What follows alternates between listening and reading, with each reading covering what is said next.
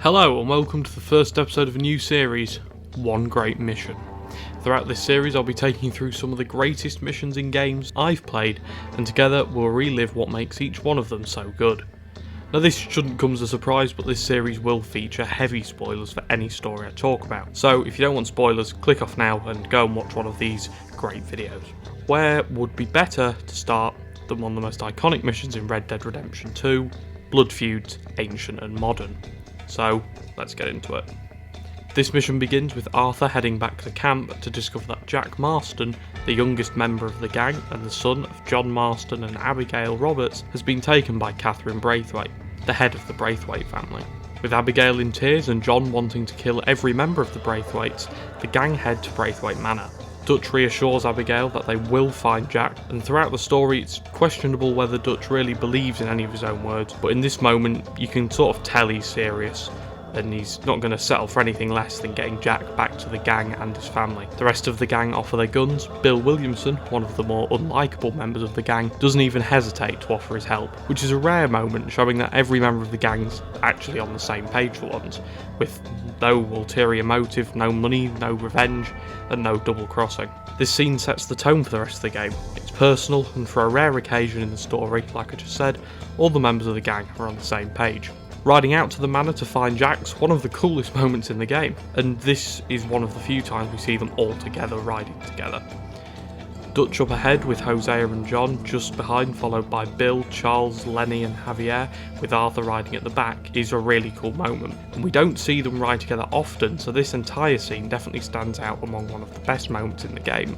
This is where we also find out from Hosea that the gold the gang had been trying to get the whole chapter isn't actually real. It was probably a myth from the beginning, something John doesn't react well to.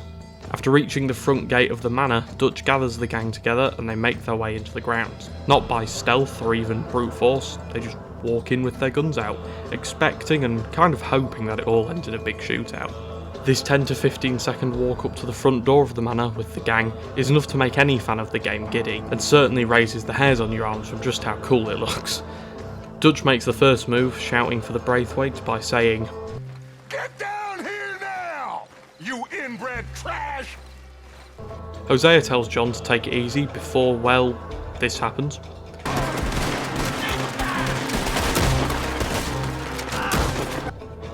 Throughout this whole section of the mission, this operatic and almost Last Stand-esque score plays, something we'll get into in a little bit. We search the house and don't find Jack, and after defending the house from a few groups of Braithwaites, we break into the room Catherine Braithwaite's holed up in, and dispatch of her two sons with relative ease. Dutch finds Catherine and we see him at his sick and twisted best, unloading another bullet into one of her sons as she screams with anger. Pulling her down the stairs, Dutch asks Arthur if there are any more of her sons to deal with, to which Arthur replies, No, reckon they're all dead. I absolutely love this bit. It's such a little moment in the scene, but it adds more to the whole situation. Arthur's almost rubbing the salt in the wounds of Catherine, reaffirming that all of her sons are dead, and in a way it's kind of her fault. The gang set the manor on fire and interrogate Catherine outside, with her using the gang's earlier crimes against them as reasons why she had Jack kidnapped, but as Hosea rightly proclaims, boys are off limits. We find out Catherine had her sons give Jack to a man named Angelo Bronte, where he'd either be with Angelo or he'd be on a boat to Italy by now. The gang decide to leave Catherine with her burning home, and she runs back inside the falling manor as the mission builds to its beautiful crescendo. As the camera pans out, we see all the gang members walking away from the house, with the flames lighting the way and the score fading out. This entire 12 minutes is an absolute masterpiece in storytelling. Stakes are high. Jack being just a child and being roped into the gang's business is one thing, but having him get kidnapped and without anyone there to protect him is a whole other thing. The voice acting is good across the entire game, but it feels like everyone really brought their A-game when they did this. Dutch does his best Christian Bale Batman impression, Where is the boy? and consistently fills the role of a calm but also angry leader, leading his gang into a war. Hosea stays calm, but as the mission flows you can tell he's losing his cool more and more, clearly worried for the safety of Jack, and this adds another layer of uncertainty to the mission, because Hosea is usually the calmest member of the gang and throughout the game, so when we see him begin to crack, it really ramps the tension up. The screams and wails of pain from Catherine Braithwaite are so genuinely believable, it makes you wonder if they actually shot her sons in front of her, and it's really something to listen to. The score for this mission though, for me, is what really makes it.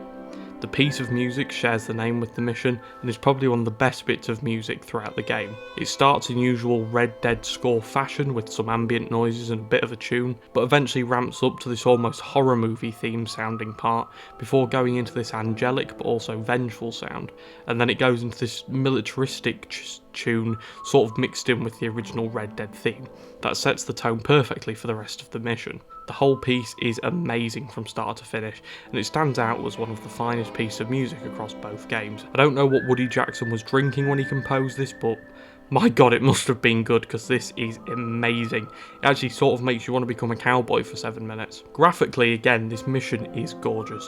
The cutscenes take place outside the manor, are all lit by either the manor itself when it's on fire, or from the lighting inside the manor, and it comes together to create this beautiful and haunting image that's really one of the best in the whole game. The fire contrasting against the darkness of the night outside creates this nearly comic booky look that is believable enough to be taken seriously, but dramatic enough to strike a chord in players that very few missions in the game do looks-wise.